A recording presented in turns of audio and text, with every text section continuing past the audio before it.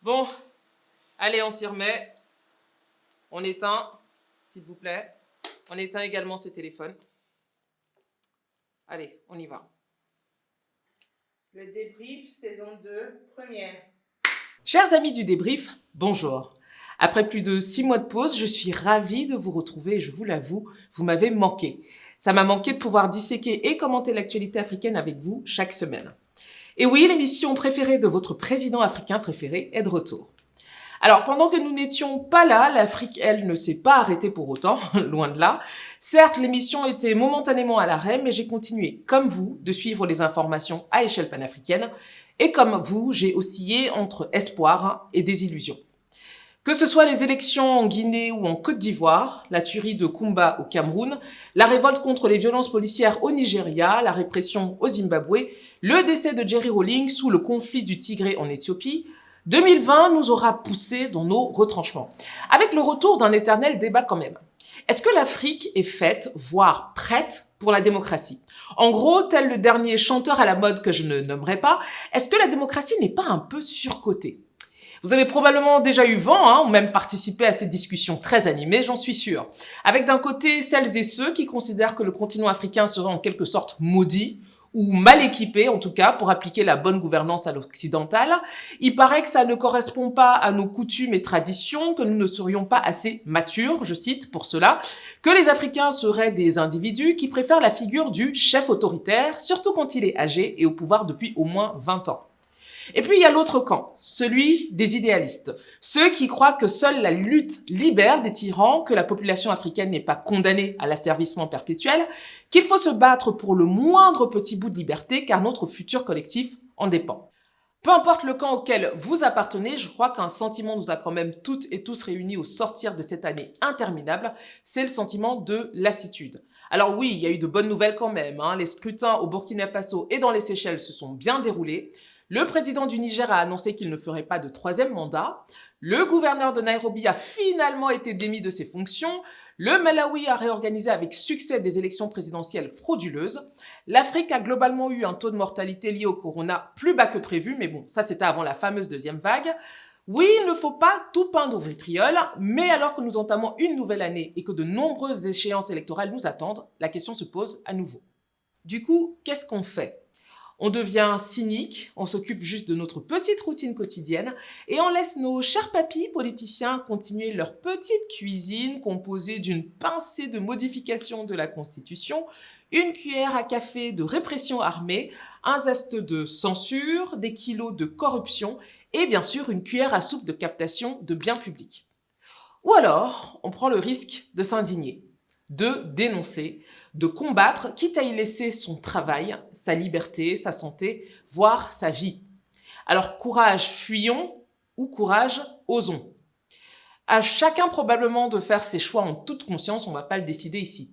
Ceci étant, 2020 a aussi montré que malgré son sentiment désabusé, la jeunesse africaine, ou en tout cas une partie d'elle, a su tenir tête. Je pense bien sûr aux jeunes du mouvement EndSARS au Nigeria, ça c'est sûr, mais il y a aussi eu ces jeunes femmes en Namibie qui ont protesté pendant plusieurs jours contre les violences faites aux femmes. Il y a également eu ces jeunes Angolais qui ont tenu à dénoncer la corruption de leur gouvernement. On pense aussi aux jeunes Camerounais qui sont descendus dans la rue malgré un déploiement clairement disproportionné des forces de l'ordre. Certes, vous me direz, à quoi bon tout ce sang, toutes ces larmes, toutes ces heures de discussion? D'ailleurs, à quoi bon dénoncer? À quoi ça sert que je m'asseye ici toutes les semaines pour vous informer sur des mots que vous ne connaissez que trop bien? À quoi bon? Ne vous inquiétez pas, je me suis beaucoup posé la question en préparant cette deuxième saison. Est-ce qu'il fallait que je revienne encore vous dire que tel guide suprême rempile pour un 15e mandat consécutif? Que je vous parle encore de tel activiste arrêté chez lui parce qu'il a posté une caricature sur Twitter? Que je vous raconte comment telle présentatrice du 20h sur une chaîne nationale s'est retrouvée engluée dans une affaire de détournement de fonds publics? Vous savez quoi? Eh bien oui, je vais continuer à le faire et je préfère vous prévenir. Pour cette saison 2, vous et moi ne serons pas toujours d'accord sur tout et ce n'est pas le but d'ailleurs. Le but, c'est que nous puissions au moins ouvertement émettre des critiques sur des systèmes qui n'ont que trop duré, qu'on puisse relayer des actions individuelles ou collectives sur le terrain et ricaner un peu en buvant du thé aussi, c'est pas mauvais. Comme pour la première saison, donc, je vous promets de l'info, du commentaire franc, de la bonne rigolade, de belles découvertes, des initiatives à connaître et bien sûr de l'Afrique à 1000%. Parce que même si elle nous désespère par moments, on l'aime passionnément, notre Mama Africa. Je suis Paola Audrey et j'ai l'immense plaisir de vous souhaiter la bienvenue dans le débrief saison 2.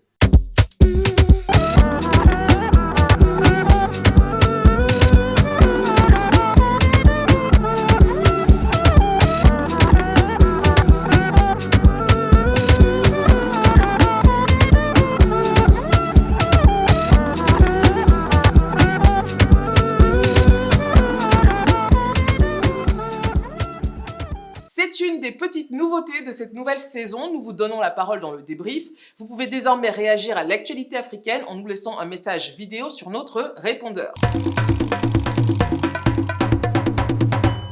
Qu'est-ce qui vous a émerveillé, choqué, énervé ou impressionné ces derniers jours sur le continent africain? Dites-le nous. Pour inaugurer cette rubrique, on a un message d'un spectateur. C'est Cédric Aymar. On l'écoute. Salut à toute l'équipe du débrief, moi c'est Aymar, débriefeur de la diaspora, et pour cette première de la saison 2 du débrief, je voudrais qu'on aborde ensemble la thématique des campagnes vaccinales sur le continent africain. En effet, on observe d'une part la prolifération plutôt récente mais rapide du variant sud-africain sur le continent, et d'autre part une quasi-absence de campagne vaccinale, hormis le cas des Seychelles qui demeure à ce jour l'unique État africain à avoir entamé une campagne de vaccination sur son territoire. L'acquisition des doses de vaccins par les États africains devrait vraisemblablement se faire de deux manières. La première, c'est le classique programme international, en l'occurrence COVAX, qui permettra aux fameux pays du Sud de bénéficier d'un certain nombre de doses de vaccins, en l'occurrence Pfizer, AstraZeneca, Moderna et j'en passe. La deuxième, c'est plutôt des accords bilatéraux entre États. Un certain nombre de pays ont eu la capacité de mettre en place leur propre vaccin et le fourniront aux États africains qui en formuleront la demande, sous forme de dons, de collaborations, de prêts et j'en passe. C'est notamment le cas du Maroc avec le vaccin chinois Sinopharm et le cas de l'Algérie avec le vaccin russe Sputnik. Ça nous donne une idée plus ou moins précise des présentes ou futures influences géopolitiques sur le continent, mais ça, c'est un autre débat. Merci Cédric Aymar pour ce message. On n'a effectivement pas fini d'entendre parler de ces vaccins. Si vous souhaitez également apparaître dans la rubrique de la semaine prochaine, envoyez-nous une vidéo d'1 minute 30 maximum sur WhatsApp au numéro qui s'affiche. N'oubliez pas de vous présenter, nous dire dans quelle ville vous vous trouvez et présenter votre sujet. On attend vos vidéos. On va maintenant passer aux news de la semaine. C'est parti. Nous sommes encore dans le premier mois de l'année 2021, c'est donc l'occasion de rappeler les quelques échéances qui nous attendent. Il y a d'abord la ZLEC, Zone de libre-échange continentale africaine, qui est rentrée en vigueur depuis le début de l'année, plus tard que prévu à cause de la pandémie. La ZLECAf, la zone de libre-échange continentale africaine, est enfin entrée en vigueur ce 1er janvier 2021. Cette ZLECAf est porteuse d'espoir car elle est censée porter à 60% le niveau du commerce intra-africain d'ici 2034, contre 16% aujourd'hui. Mais à l'instar de nombreux projets de l'Union africaine, cette ZLECAf ne risque-t-elle pas elle aussi de se sécher uniquement sur le papier? Quelles sont ses chances d'application et les modalités de sa mise en œuvre? Il y a également la question de l'éco, cette nouvelle monnaie censée remplacer le franc CFA en Afrique de l'Ouest et qui sera probablement au cœur de l'actu africaine cette année, au même titre que les vaccins anti-Covid. Mais surtout, 2021 est une année électorale chargée avec des élections présidentielles, législatives, municipales et régionales dans pas moins de 13 pays d'Afrique subsaharienne. Rien que ça. Alors, après l'Ouganda en janvier, dont on parlera tout à l'heure, c'est la République fédérale de Somalie qui aura l'opportunité d'élire son président le 8 février prochain. L'élection se fera au suffrage universel direct, une première depuis les législatives de 1969 et les présidentielles de 1986. Au Niger, où le président sortant Mahamadou Issoufou s'est abstenu de réécrire la constitution pour briguer un troisième mandat, on assiste à la première transmission pacifique et démocratique de l'histoire du pays. Le deuxième tour aura lieu le 21 février. Le 21 mars au en République du Congo, un dinosaure est candidat à sa propre succession après 36 ans de pouvoir. Entre-temps, la fédération de l'opposition, menée par Claudine Mounari, a appelé en vain à un dialogue pour une transition politique et une élection reportée en 2023 sans Denis Sassou Nguesso. Les élections présidentielles à Djibouti auront lieu les 9 et 23 avril. En septembre dernier, le parti principal d'opposition a saisi l'Union africaine pour faire part de son inquiétude quant à l'intégrité du vote. Malgré la dénonciation et une série de fraudes et dysfonctionnements jamais corrigés, Ismaël Omar Guelleh, 73 ans et au pouvoir depuis 21 ans, sera candidat dans ce pays où l'âge médian de la population est de 24 ans, comme d'habitude. Au Bénin, le 11 avril, le président sortant Patrice Talon, qui avait promis de quitter le pouvoir après un seul mandat, se présentera face à une opposition réduite à l'impuissance à cause du nouveau système de parrainage. Ne vous inquiétez pas, lors de cette saison, nous reviendrons longuement sur les pagailles de cette présidentielle béninoise. Au Tchad, ce même 11 avril 2021, son Excellence le maréchal Idriss Déby entend profiter de sa modification de la Constitution en 2018. Après 5 mandats et 30 ans au pouvoir, tout porte à croire qu'il briguera son 6e mandat. À Sao Tomé et Principe, l'archipel connu pour sa stabilité et l'alternance démocratique élira son président le 31 juillet. Le président sortant Evaristo Carvalho, dont l'élection a été entachée par le boycott au second tour de l'opposition, sera candidat à sa propre succession. En Zambie, le 12 août, le président sortant Edgar Lungu, contesté et critiqué à cause des crises traversées par le pays, essaiera de briguer un second mandat. Au Cap-Vert, les élections auront lieu le 17 octobre, la République du Cap-Vert n'ayant pas de limitation de mandat présidentiel, mais chut, faut pas le dire trop fort, sinon ça va donner des idées à certains. On verra si le président Jorge Carlos Fonseca se présentera pour un 3e mandat de 5 ans. On finira l'année en Gambie, le 4 décembre, où l'on retrouvera Adama Barrow, le champion de cette opposition qui a enfin réussi à faire partir le dictateur Yahya Jammeh en 2016. Et si vous n'avez pas suivi, je vous renvoie vers l'épisode 13 de la saison 1. N'ayant pas tenu sa promesse électorale de ne rester au pouvoir que 3 ans, il est candidat à sa propre succession. Tiens donc! Un autre qui arrive en sauveur promet de ne pas rester très longtemps et finalement l'appétit venant en mangeant, bref. Pour finir ce tour d'horizon électoral, il y a également des élections législatives et locales importantes à mentionner, notamment la Côte d'Ivoire et l'Éthiopie. Comment se présentera l'opposition ivoirienne lors des législatives du 6 mars 2021? Est-ce que ce sera un nouveau boycott après celui des élections présidentielles de 2020 ou alors ce sera une coalition unique? La question est posée. Le 5 juin 2021, le peuple éthiopien, quant à lui, marqué par le conflit régional du Tigré, devra voter lors d'élections législatives, municipales et régionales. Toujours au chapitre élections, c'est donc l'Ouganda qui a eu l'honneur d'ouvrir le bal cette année. Et pour celles et ceux qui avaient peut-être, comme moi, émis le souhait d'une année politique 2021 plus démocratique et pacifique sous nos tropiques, je suis dans le regret de vous annoncer, chers amis, que ça commence très mal. C'est au terme d'une élection mouvementée et tout sauf transparente, bien sûr, que la commission électorale ougandaise a proclamé le samedi 16 janvier la victoire pour un 6e mandat de Yoweri Museveni, 76 ans, avec 58,6% des voix. Le résultat proclamé n'a surpris personne, mais le score était presque, je dirais bien presque, crédible. C'est déjà un peu plus subtil que les 94,27% qu'on a vu quelque part il n'y a pas très longtemps. Sur d'autres points, par contre, le président sortant en Ouganda ne s'est pas donné la peine de faire semblant pour sauver les apparences. Blocage des réseaux sociaux, refus d'accréditer les observateurs de l'opposition, de l'UE et des États-Unis, commission électorale contrôlée par son régime, répression des manifestants ou activistes de l'opposition, il n'a rien laissé au hasard. Son principal opposant, Robert Kyagulanyi, dit Bobi Wine, arrivé second avec 34,8% des votes, dénonce l'élection la plus frauduleuse de l'histoire de l'Ouganda. Une déclaration qu'il a d'ailleurs faite depuis son domicile, encerclé par les soldats et la police, où il est assigné à résidence depuis le 14 janvier, avec interdiction de visite ou de sortie. Alors, à ce moment précis, je parie que vous avez comme une impression de déjà-vu, n'est-ce pas? Bref, poursuivons les festivités. Désormais prisonnier dans sa propre maison, c'est sur les réseaux sociaux ou à travers certains médias encore à sa portée que le candidat malheureux rend compte de sa situation. Il y explique par exemple que sa femme, sa nièce et lui-même sont à court de nourriture et sans possibilité de s'en procurer. Figurez-vous que même l'ambassadrice américaine, Madame Brown, venue lui rendre visite, s'est vue refuser l'entrée du domicile par les militaires du régime. Le trentenaire, considéré comme le porte-parole de la jeunesse ougandaise, en appelle sans succès depuis plusieurs jours à l'aide de la communauté internationale. J'ai pensé que je devais informer le monde que nos vies sont en danger. Et si quelque chose devait arriver, au moins, nous aurons eu la chance d'exposer tout ce qui se trame contre nous. Le jeune député, l'ancien chanteur populaire qui a osé défier le président sortant, accuse. Selon lui, certains militaires ont pénétré dans son jardin sans donner d'explication, l'ont braqué avec un pistolet et ont battu son gardien. Il se considère prisonnier. Mais où est l'Union africaine? Que fait la communauté d'Afrique de l'Est?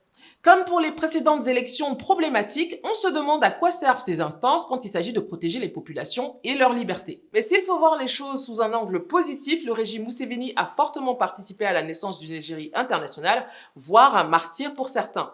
Bobi Wine jouissait déjà d'une certaine notoriété, mais ces dernières semaines, son combat a connu un retentissement médiatique sans précédent.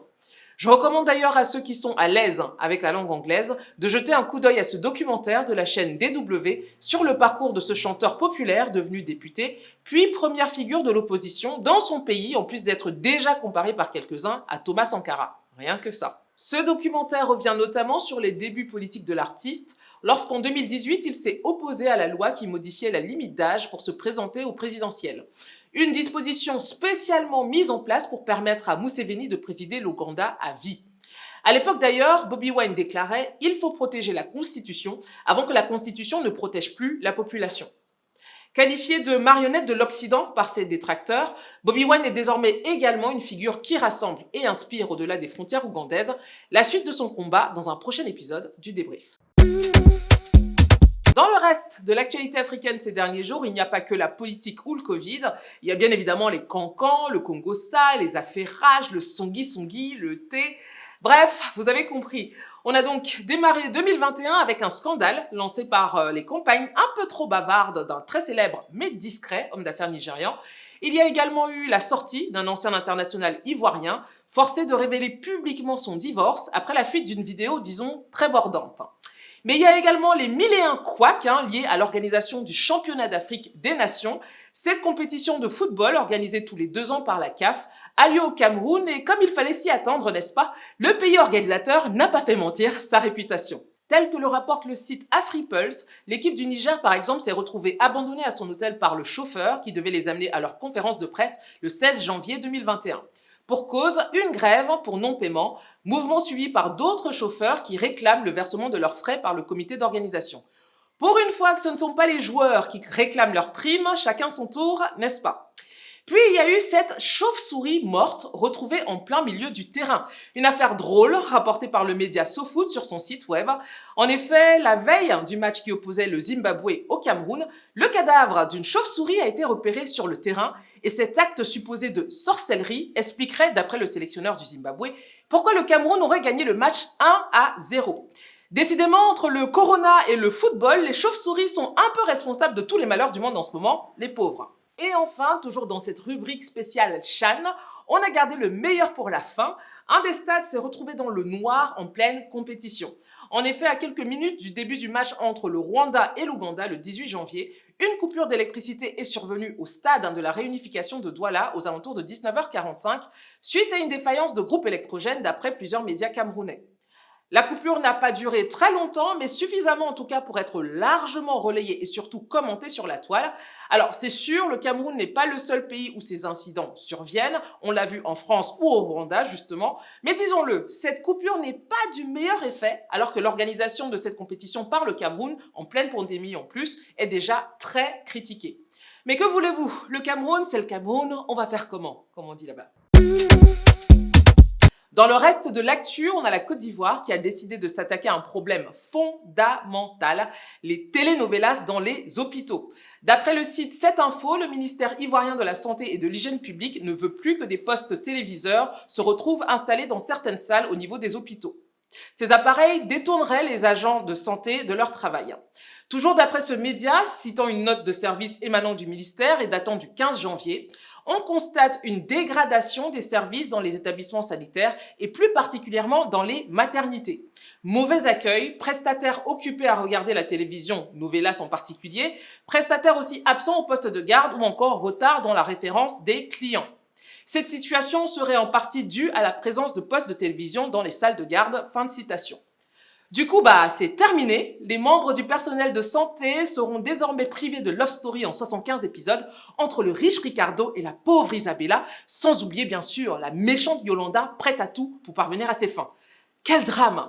Mais comment est-ce que ça pu se produire? Comment, Anita? Dis-moi, mais on méritait pas ça tous les deux, enfin. Non, Maria, c'est vrai, vous ne méritiez pas ça. Mais comment ça se fait? Comment c'est possible, ça? Diego! Maria, du calme, calme-toi, je suis là, du calme.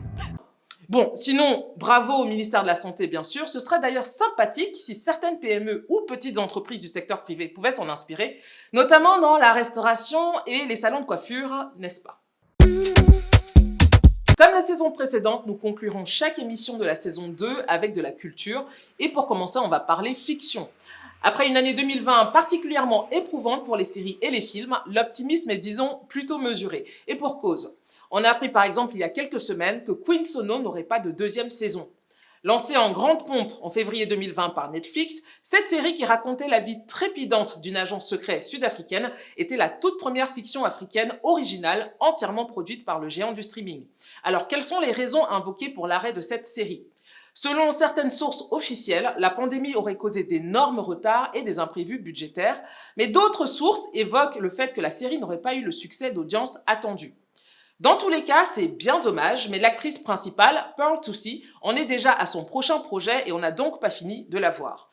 Par ailleurs, une pétition circule actuellement sur Twitter pour exiger de Netflix qu'il produise une deuxième saison. Alors, de vous à moi, je doute que 1500 signatures suffisent à les faire revenir sur leur décision, mais il paraît qu'Internet fait des miracles. On verra bien. Toujours au chapitre fiction, on va parler de 2 cérémonies attendues. Tout d'abord, le FESPACO, dont la 27e édition est annoncée du 27 février au 6 mars 2021 prochain.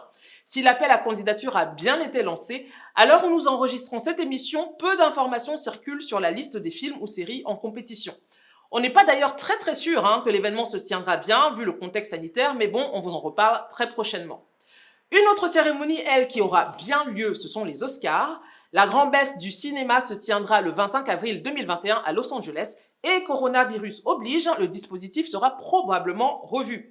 Alors, rassurez-vous, je ne suis pas là pour faire des pronostics sur le smoking de Brad Pitt, quoique, mais plutôt pour parler des films africains qui pourraient être nommés aux Oscars. En effet, comme aux Grammy Awards avec la catégorie World Music, qui s'appelle maintenant Global Music, super. Les Oscars ont eux aussi leur catégorie pour tous les films non américains. Oui, on mettra une comédie turque, un thriller mexicain, une love story canadienne et un film de science-fiction espagnol dans le même sac. Parce que pourquoi pas, après tout, vous n'aviez qu'à être américain pour commencer. Bref, la dite catégorie donc s'appelle meilleur film international et elle représente souvent l'unique chance pour des milliers de cinéastes à travers le monde de remporter un petit homme doré. Cette année, l'Académie des Oscars, dans un geste de générosité sans précédent, a décidé de passer de 10 à 15 le nombre de présélectionnés pour être nommés dans cette catégorie. C'est pas clair? Ok, alors imaginons que les Oscars soient un concours de Miss. Eh bien, pour faire partie des finalistes, vous savez, celles qu'on va voir à la télé et critiquer pendant 2 heures avant d'oublier leur existence, il faut d'abord que ces candidats soient présélectionnés par le comité. Vous voyez ? Eh bien, disons que pour être nommé pour l'Oscar du meilleur film international, c'est un peu pareil. Pour l'édition 2021, quelques pays africains ont soumis leur pré-candidature pour obtenir une nomination. Il y a ceux pour qui c'est une grande première, comme le Soudan, qui espère être représenté par le film You Will Die at 20. طبعا انت ما طلعت لنا الحله المعوله دي الخرطوم ما شفتها. Il y a également le Lesotho avec This is not a burial, it's a resurrection.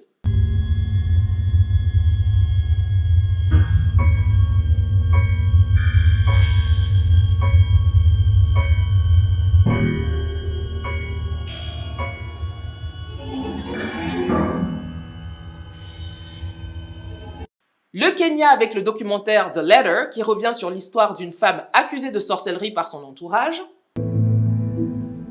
Hapa kwetu Wasaa shamba ndio ambao watoto wanaipenda sana.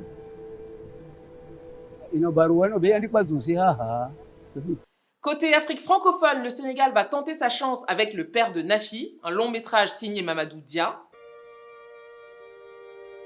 Arfeli atu di université pour konko.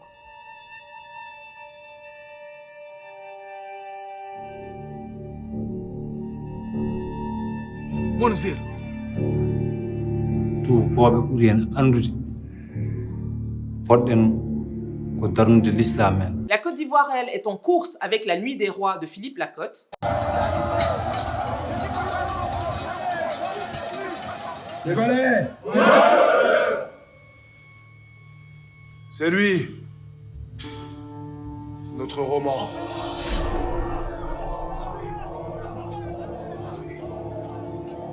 Désormais, tu es roman. Le prince sans royaume. Le soir au demain, dès que la lune rouge va sortir, tu devras nous raconter des histoires. Et enfin, le Cameroun est également de la partie avec The Fisherman's Diary, un film de Kang Quintus.